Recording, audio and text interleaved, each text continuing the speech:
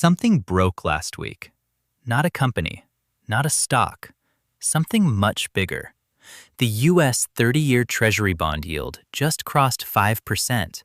Inflation hit 4.2% in May, the highest in 3 years.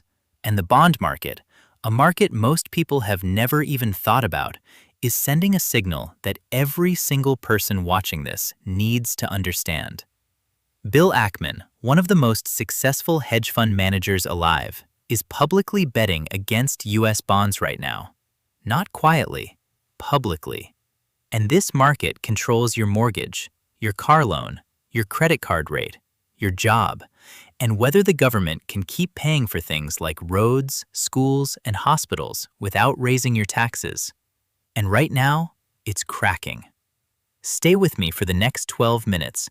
I promise by the end, you'll understand something that most adults, including your parents, probably don't. Here's the first thing you need to know. You've heard of the stock market, right? The one where people buy and sell shares of companies like Apple or Tesla? The stock market is worth about $50 trillion globally. Sounds enormous. The bond market is worth $140 trillion. It is almost 3 times bigger. It is the largest financial market on planet Earth. And almost nobody talks about it. That's like ignoring the ocean because you're too busy watching a swimming pool. So what even is a bond? Why does it matter? And why is it breaking right now? Let's build this from the ground up. Before we go further, drop in the comments. Had you ever heard of the bond market before today? Just yes or no. I'm genuinely curious. Imagine you're 10 years old. Actually, some of you are. And you want to open a lemonade stand. But you don't have money to buy lemons, cups, and sugar. So you go to your older sister and say, "Lend me $20. I'll pay you back $22 in a month." That piece of paper you wrote the promise on? That's basically a bond. Now scale that up. Governments need money too, to build roads, pay soldiers, run hospitals. But they often spend more than they collect in taxes. So they do exactly what you did with your sister. They go to the world and say, "Lend us money. We'll pay you back in 10 or 30 years, plus interest." That interest payment is called the yield. And here's the most important thing in this entire video. The government does not decide the yield. The market does. The people lending the money decide how much interest they want before they hand it over. Think about it this way. If your sister trusts you completely, she might say, "Pay me back $21. Low interest. She feels safe. But if you've borrowed money before and never paid it back on time, she's going to say, "Pay me back $25, or I'm not giving you anything." Higher risk, higher interest. That's the whole bond market in one lemonade stand story. Now, here's where it gets interesting and slightly terrifying. Right now, the people lending money to the U.S. government and governments all around the world are getting nervous, very nervous. And when they get nervous, yields go up. Borrowing gets expensive. And that expense flows into every corner of your life, whether you own a bond or not. There are 3 reasons this is happening right now. Each one is bad on its own. Together, they create what economists are quietly calling a trap. Let's go through them. Reason number 1, inflation. Here's a simple way to understand why inflation destroys bonds. Imagine you lend your friend $100 today. He promises to pay you back $105 next year. That extra $5 is your reward for lending, your profit. But then prices go up 4%. A pizza that cost $10 now costs $10.40. Everything is more expensive. Right now, U.S. inflation is running at 4.2%, the highest in 3 years. The main driver? Energy. Energy prices jumped 23.5% in a single year. Gasoline is up over 40%. So if you lent money to the U.S. government at 4.5% interest, but prices are rising at 4.2%, your real profit is almost nothing. Like 0.3 cents on the dollar. After waiting 10 years. Would you do that? Of course not.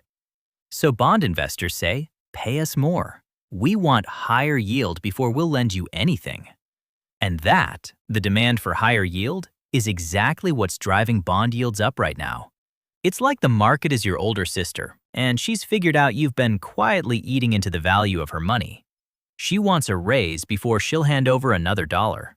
She's not wrong. She's just annoying about it. Quick question for the comments. If inflation is eating the profit on bonds, why do you think anyone still buys them? Write your guess below. Reason number 2, and this one surprised a lot of people. Think about who actually lends money to the US government. It's not just regular people. It's entire countries. China, Japan, Saudi Arabia. They all bought US government bonds for decades because it was the safest investment on earth. But that's changing. China used to hold $1.3 trillion in US bonds at its peak. Today, that number is down to around $650 billion, nearly cut in half. They haven't panic sold. They've been quietly stepping back for 17 years. Every year, one less buyer, which means the US has to offer higher interest to attract someone else. Your best customer stops showing up. You only notice when the rent is due. Japan is an even wilder story. Japan is the single biggest foreign holder of US bonds, about $1.1 trillion. And Japan's 20-year bond yield just hit a multi-decade high in May 2026. Here's the cruel twist. Japan is trapped in a doom loop. You know in Breaking Bad when Walter White keeps making one more decision that closes off every exit? Not because he wants to, but because the last decision left him no choice? That's Japan's finance ministry. Japan carries a debt load of 260% of its entire economy. When it raises rates to stabilize its currency, that debt gets more expensive, which weakens the economy, which forces them to sell more US bonds. And every bond they sell pushes US yields higher too. This is the doom loop. Every move makes the next move harder. There is no season finale where it just works out. And reason 3 is the one nobody in government wants to say out loud. Reason number 3. And this one is the most uncomfortable of all. The US government currently has $36 trillion in debt. It adds roughly $2 trillion more every single year. And the yearly interest bill on that debt has now crossed $1 trillion annually. Just in interest payments. Not roads, not schools, not the military. Just the cost of borrowing money.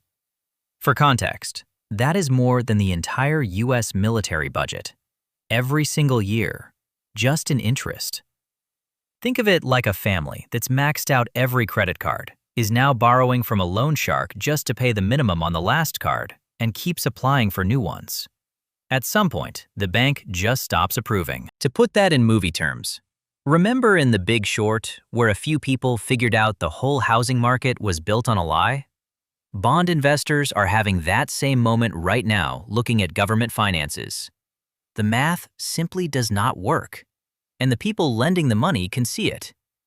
Here's what history says about what governments do when the math stops working. In 1970, the US was in a similar position. Couldn't raise taxes, couldn't cut spending, politically impossible. So they chose the invisible option. They printed money. They inflated their way out. The purchasing power of the US dollar dropped 50% between 1970 and 1980. Half the value of every dollar was quietly erased in 10 years. People still got their Social Security checks, but those checks bought half as much. During that same decade, gold went from $35 an ounce to $850 an ounce. Bond investors in 2026 are looking at these same numbers and thinking, here we go again. And if you think they're going to lend money for 30 years at 5% while their purchasing power disappears, you're wrong. They want more, or they walk. So here's where it gets really uncomfortable. Like that scene in every disaster movie where the pilot says, "Good news, we have fuel. Bad news, the runway is on fire." The Federal Reserve is that pilot. The Federal Reserve, the people who control interest rates in America, are sitting in an impossible position right now.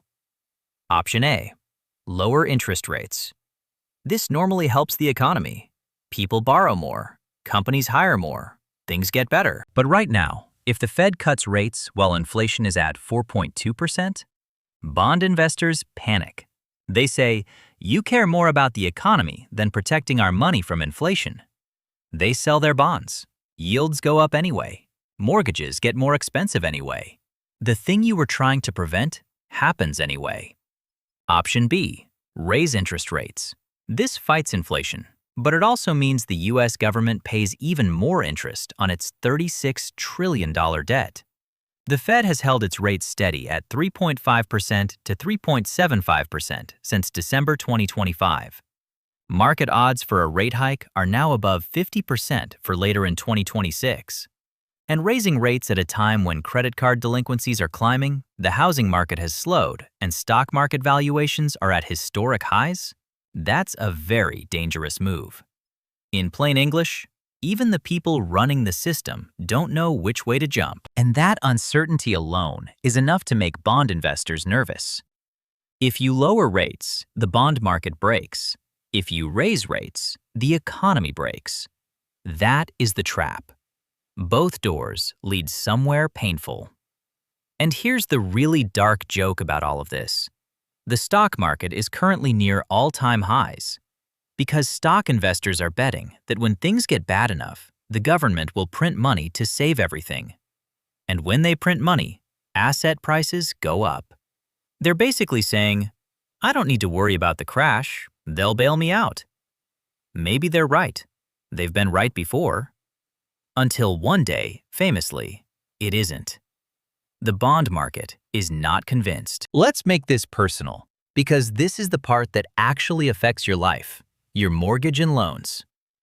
Bond yields are the floor that every other interest rate is built on. When the 10-year Treasury yield goes up, mortgage rates follow, car loans follow, student loans follow. The 10-year yield is currently around 4.5%. That is not cheap. Gold. Traditional wisdom says rising interest rates hurt gold, because why hold gold when bonds pay you 5%? But here's the twist. Central banks around the world bought over 1,000 tons of gold in 2023, and then did it again in 2024, 2 years running. These are the same institutions that know interest rates are rising, and they're buying gold anyway, which tells you something. They might be betting the whole interest rate story ends in money printing, and gold is the insurance policy against that. Bitcoin is the same argument as gold, but louder. Fixed supply. Nobody prints more of it. There will only ever be 21 million Bitcoin. Ever. The government can print $1 trillion tomorrow. They cannot print a single Bitcoin. In 2020, when the US printed $3 trillion in 4 months, Bitcoin went from $5,000 to $60,000 in under a year. Not because of hype, but because investors saw the money printer and wanted something it couldn't touch. If governments inflate their way out of this debt crisis, that argument gets made again, louder. Whether you believe in Bitcoin or not, understand why other people do. Because in a world where the government controls the money supply, a fixed supply becomes a very specific kind of insurance. Here's something I genuinely want to know from you. We talked about 3 options governments have when the math stops working: raise taxes, cut spending, or print money. Every single time in history, they've chosen to print money because it's invisible. Nobody has to vote for it. So here's my question for you. Drop it in the comments right now. If you were in charge, which would you pick? Raise taxes, cut spending, or quietly inflate your way out? There is no right answer, but I promise reading the comments on this one is going to be more interesting than most things on your phone today. So what do you actually do with all of this? Watch the bond market, not the stock market, not the crypto prices, not the headlines screaming about the latest thing.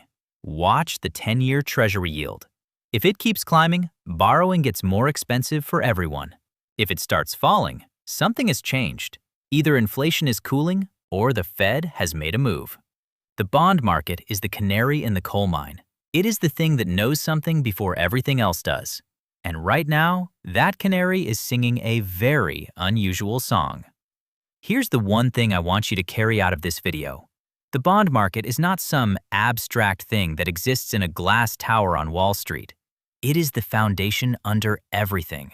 Your rent, your groceries, your parents' mortgage, the government programs that millions of people depend on. When it gets nervous, everything gets more expensive. And right now, it is nervous. That doesn't mean you need to do anything dramatic today, but it does mean you need to understand what's happening. Because the people who understand it will make different and better decisions than the people who don't. If you want to keep learning this stuff in plain English without any of the jargon and confusion, hit subscribe. We do this every week.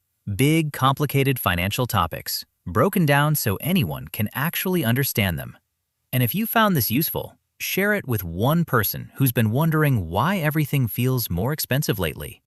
Because now, you can actually explain it to them. See you in the next one.